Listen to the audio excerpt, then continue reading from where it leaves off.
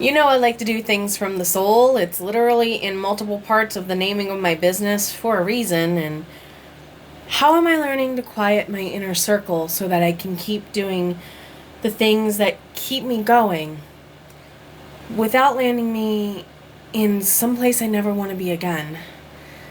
I recovered from teacher burnout, and I don't want to go back there again. How about you? Let's check it.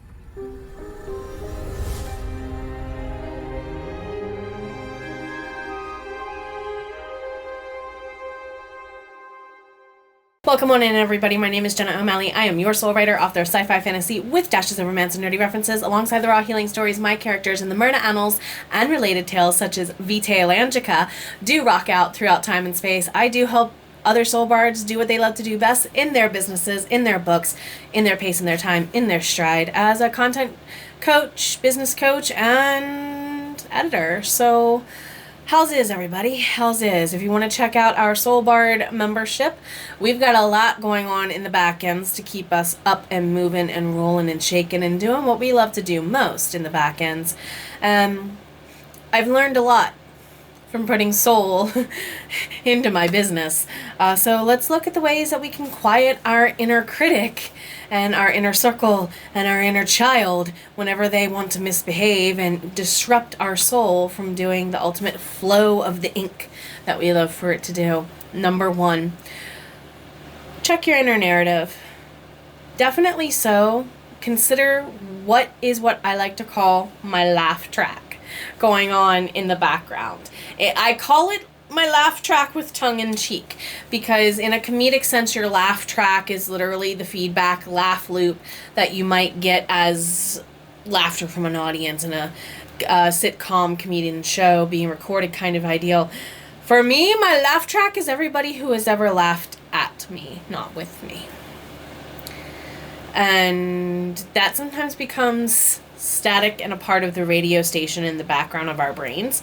And some of you who hang out with me in sprints know that I also have my own inner Batty Coda living up in a radio tower somewhere, and sometimes somebody likes to go, wrong channel! How can you make yourself do what one of my coaches, Matt Schaefer, calls a patterned interrupt to your interpersonal narrative to make it go wrong channel and reset into a new channel? This is where I've literally, in the middle of realizing I am doing things that are self-sabotagey, I will go, whoa, wait a minute, what am I saying? I've started doing that in the last 6, 7, 8 months.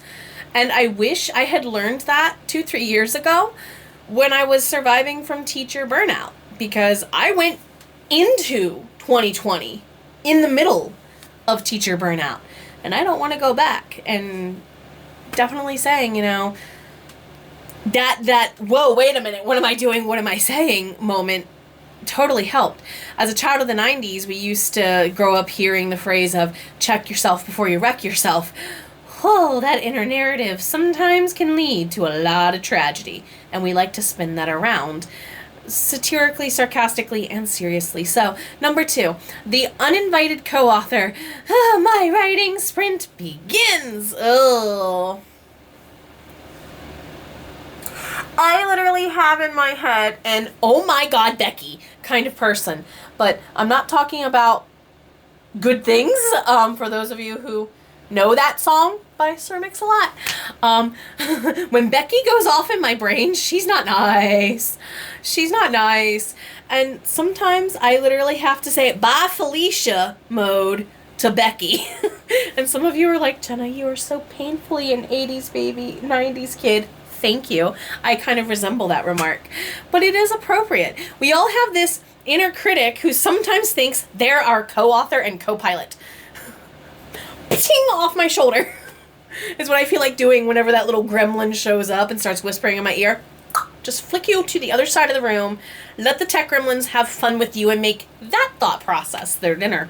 Number 3, befriending the voices. This is an interactive dialogue, and it's through reframing.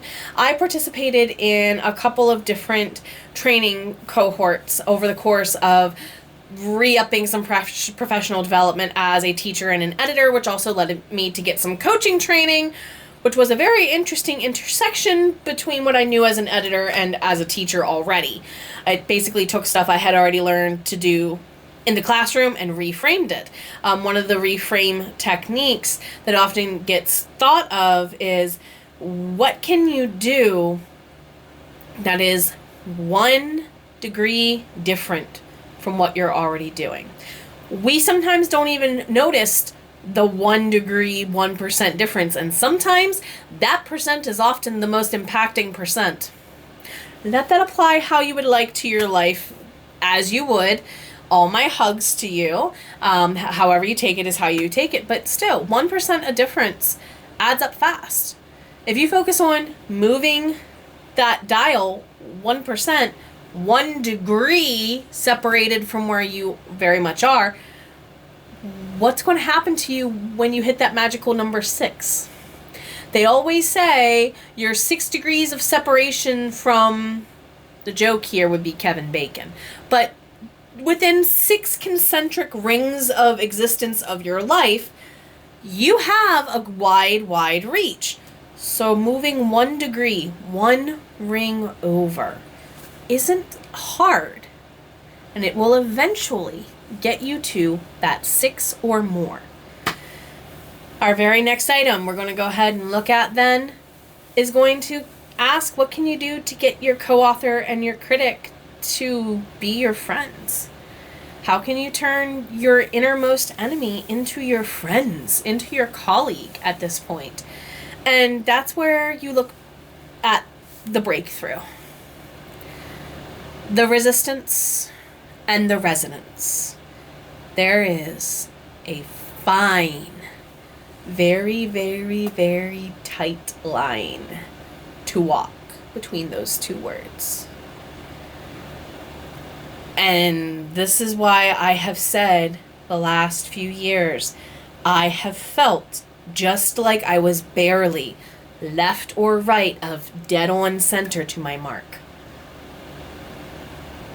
This is why those 6 degrees matter. You might only be 1 or 2 degrees off from resonating. At the same time, what are you resisting to remain out of resonance inside your resonance? Please take care of yourself. What stories are you writing new for you while you're writing stories new for your characters? Ultimately, there's a gem at the middle of it all, your soul, that is guiding the way.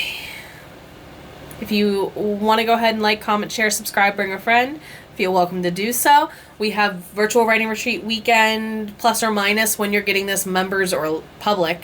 And then, of course, we have a couple more really cool projects up in the future. And check out all the cool things we have going around on this channel. I'm starting a book box. We have the membership here. Just released my 10th book. So on, so forth, whatnot. There's new merch up on my website, writerly and readerly. So book box stuff, tour stuff. We can do this, y'all. Miracles happen, and sometimes those miracles need a plan. Above all, take care of you. You've been worth it, and you are writing and doing what you are doing right now for a reason. Dang it.